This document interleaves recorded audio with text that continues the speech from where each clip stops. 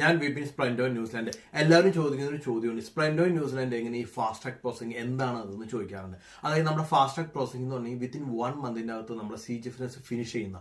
ഇത് എങ്ങനെയാണ് ചെയ്തതെന്ന് വെച്ചാൽ നമ്മൾ എല്ലാ കാൻഡിഡേറ്റ്സും യൂസർ നെയിം പാസ്വേഡ് ഒക്കെ അവർക്കും ഇത് ഡയറക്റ്റ് കാണുന്ന നമ്മുടെ കാൻഡിഡേറ്റ്സ് നമ്മൾ ഡയറക്റ്റ് യൂസറിലോട്ട് വിളിച്ചിട്ടാണ് നമ്മൾ ഓരോ പ്രോസസിംഗ് ചെയ്യുന്നത്. ഇപ്പൊ റീസെന്റ് നമ്മുടെ കാൻഡിഡേറ്റിന്റെ പ്രൊഫൈൽ ഇപ്പൊ തീർത്തേക്കുന്നത്, അതായത് 30 ഡേയ്സ് കൊണ്ട് 30 ബിസിനസ് ഡേയ്സ് കൊണ്ട് നമ്മൾ ഫിനിഷ് ചെയ്തിട്ടാണ് ഞാൻ കാണിച്ചു തരാം. I will show you.